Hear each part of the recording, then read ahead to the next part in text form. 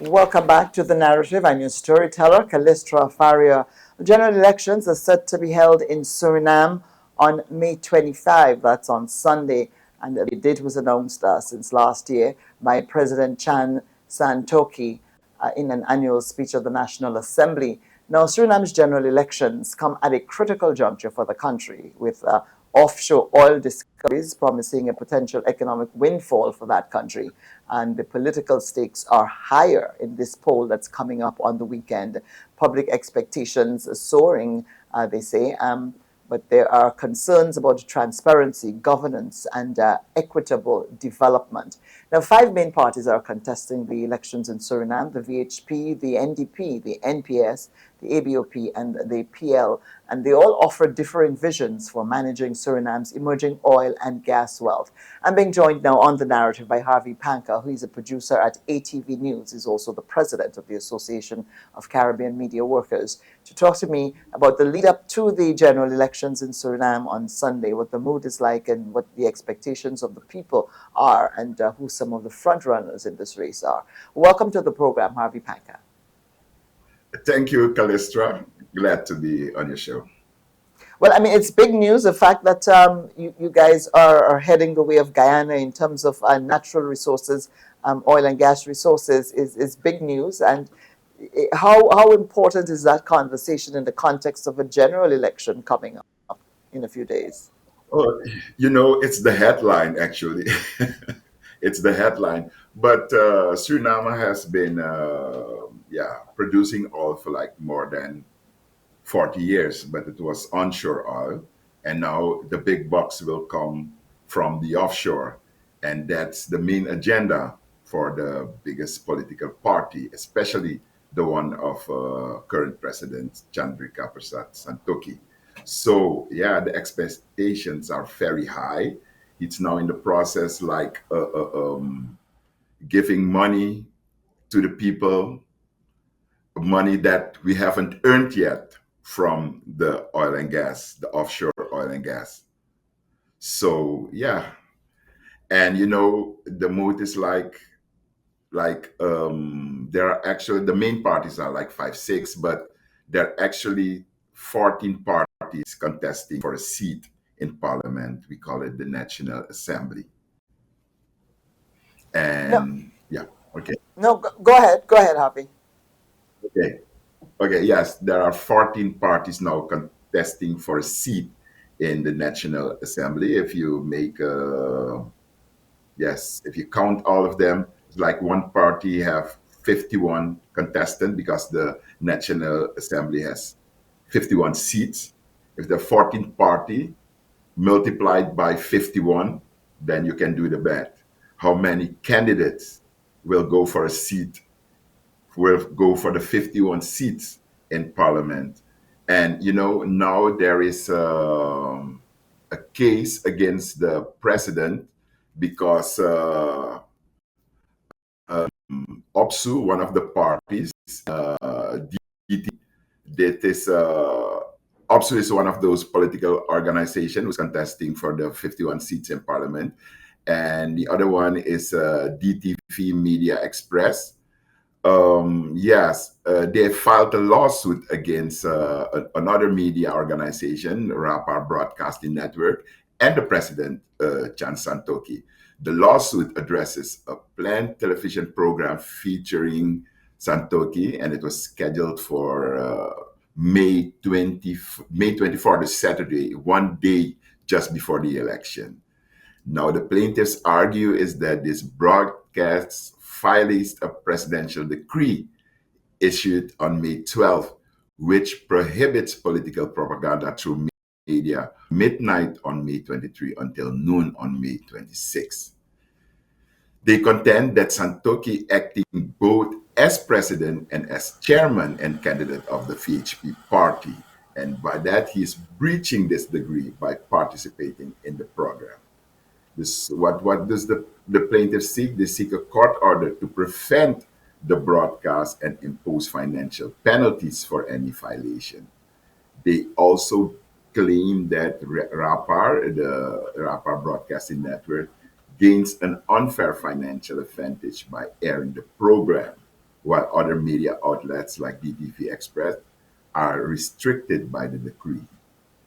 And the case is set to be heard on May 23rd. That's tomorrow.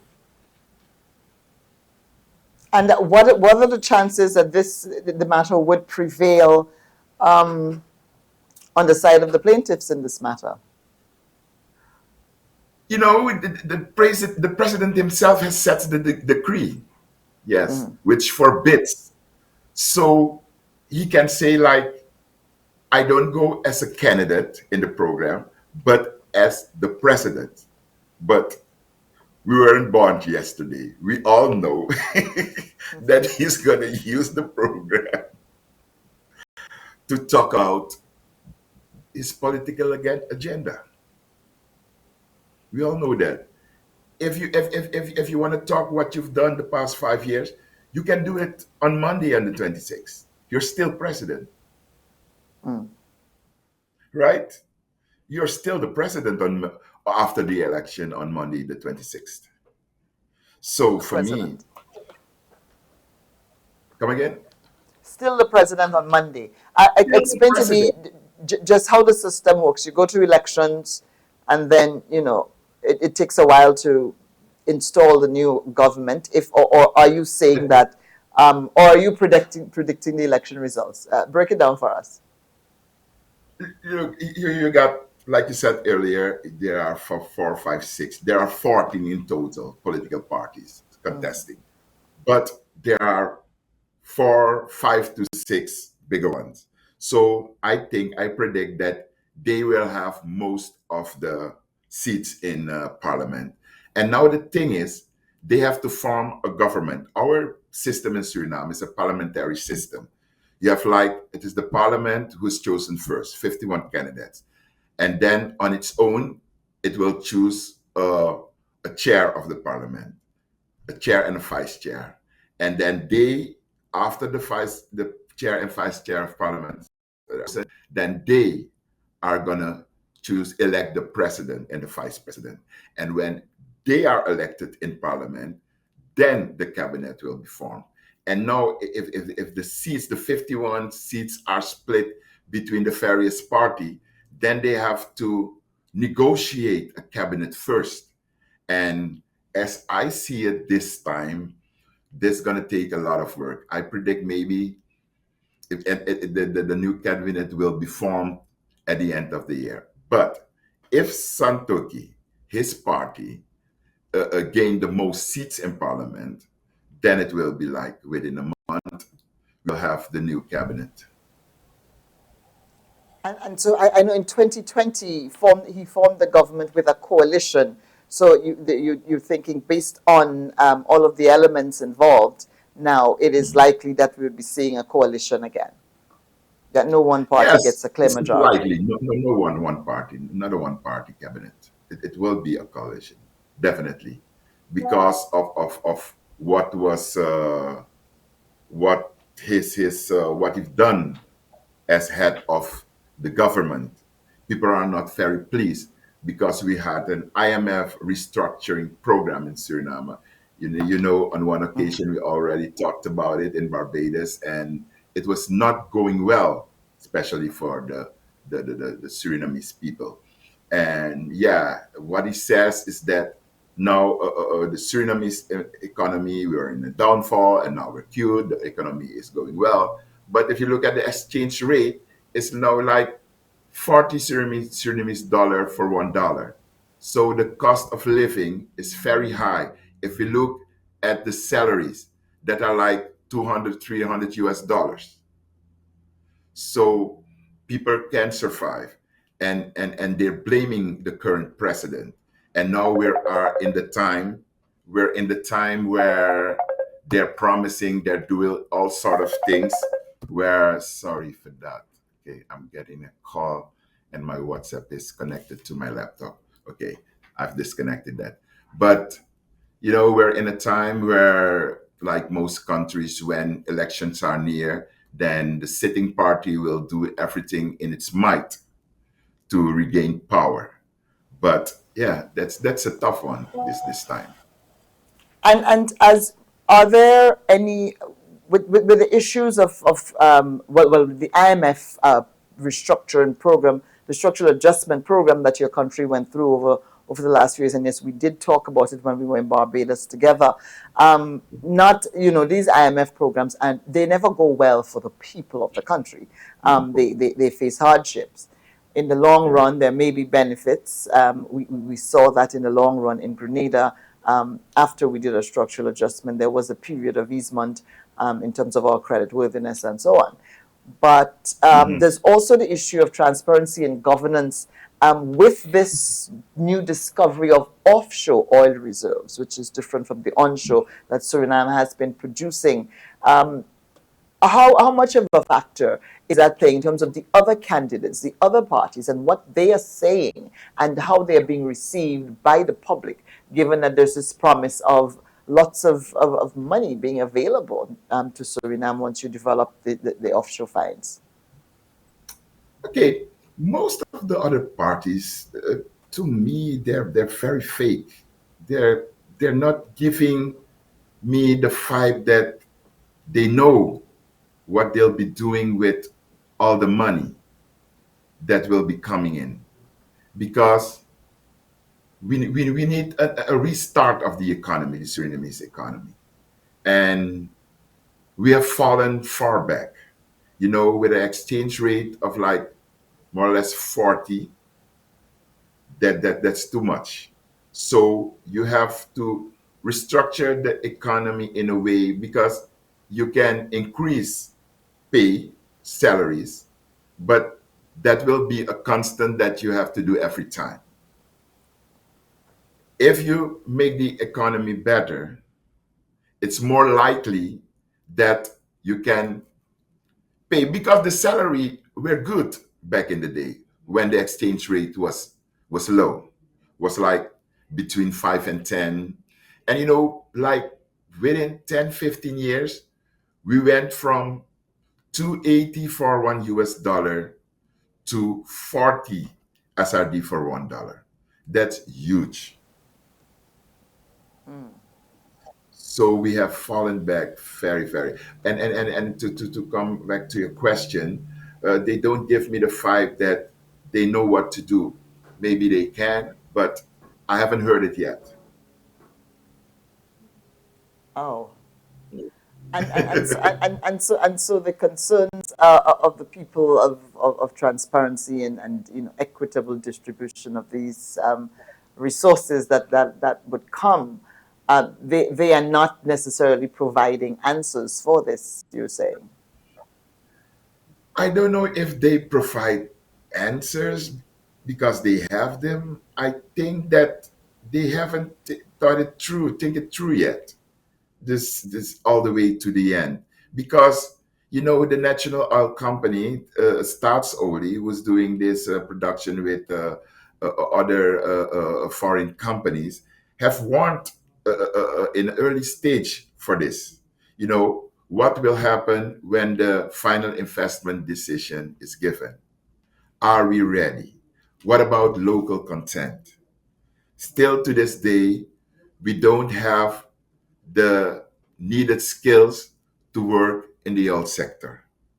So we know that a lot of foreign expats will be coming in to do the job. Suriname is like a very small country, like 600,000 living here. And Do you have local content legislation in Suriname? yeah, I think there is legislation, but But even you do, though but, there but you do not have the capacity, you're saying. exactly, we do not have the capacity. But because for this sector, you need highly skilled people, trained people. Now, a few years at the Surinamese University, the Anton community, with a chair to train those high skilled people needed. But a university study will take like 4 or 5 years. They aren't ready yet. So yeah, maybe in the long run will be, but the FID is for 2028. It's like in 3 years. You need those people at that time.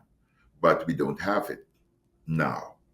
So, yeah, there is a local content policy, but it cannot be implemented if you do not have the skilled people. We saw it. We saw it in Guyana. Guyana was also advertising in Suriname, looking for skilled people to for their oil industry. So I think it will be worldwide, regional. Trinidad has a lot of trained people. So I think they will come from Asia, Trinidad. So we'll see.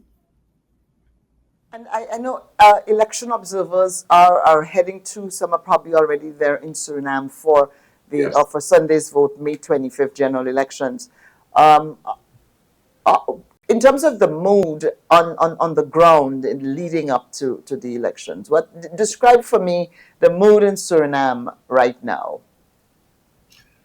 You know, especially the political parties, they are at each other throat, especially on Facebook, when because it's one of the most popular. We use it a lot in Suriname, Facebook, and also WhatsApp. So if you look at Facebook, what social media is given, and you have a lot of anti-propaganda.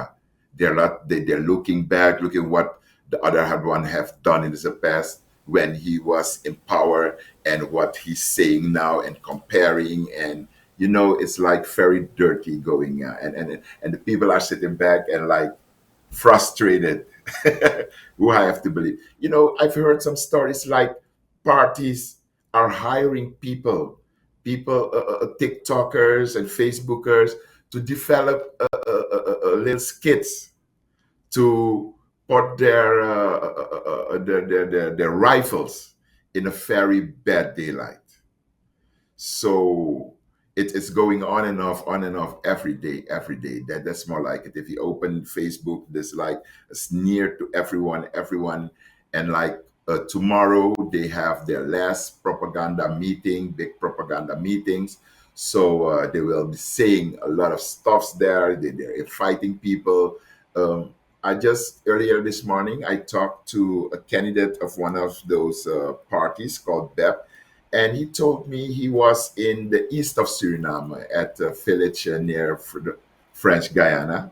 And he said the main political party of the president, VHP, was giving out like electronical equipment, like washing machines, like stoves and cell phones. And yeah, it's not good.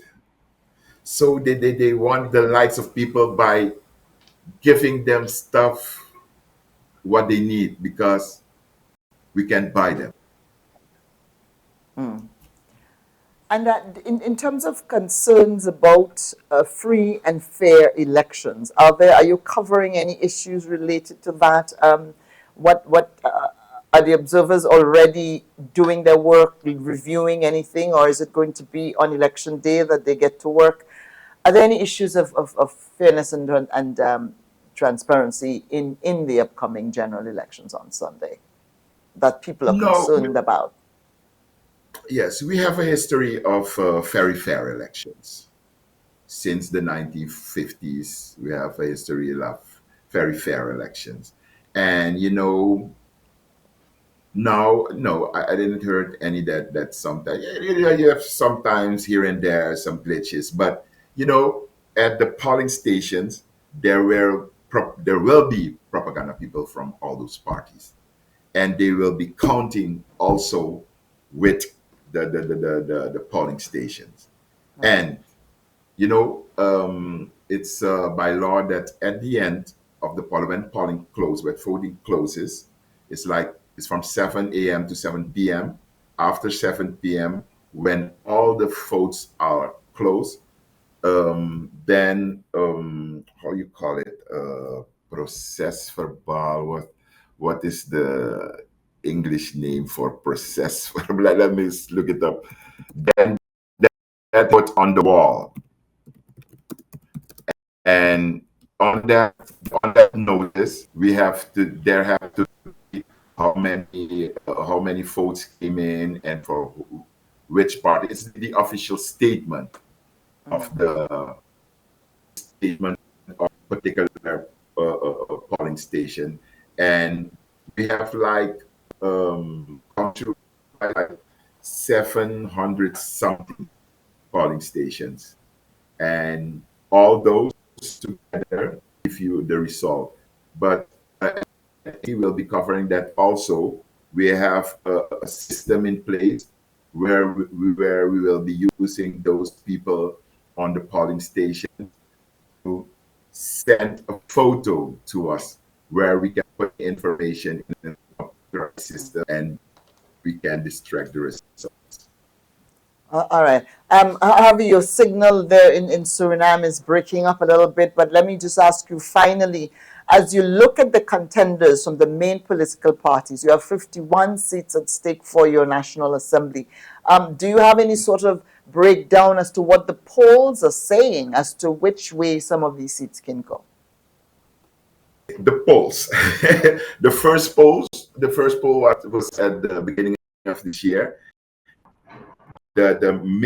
Most of the seats would go according to that poll would be given to the NDP of Bouters that passed away at the end of 2024. The NDP, which was the party that was the main political party before VHP came in power, they would regain power, and not like the NPS, they would also climb in seats, seats and all above. So it would be going like between three parties. They would get the most seats, the VHP, the NPS, and the ABOP, and you have like other new like 820 or 20, they would get like 2 seats. But the main contenders, according to various polls that are holding now, are VHP, ABOP, NPS, and the NDP4. All right. Well, good luck in your coverage on Sun leading up to and on Sunday, Harvey, and certainly we look forward to you keeping us informed on what's happening on the ground in Suriname for your elections, May 25, 2025. Thank you so much for joining me here on The Narrative. Thank you, sir. Thank you for having me. Have a good day. Thank you. This is The Narrative. That was Harvey Panker, who is a producer at ATV News in Suriname, that country heading to general elections on Sunday, May 25. Harvey is also the president of the Association of Caribbean Media Workers. More when we come back.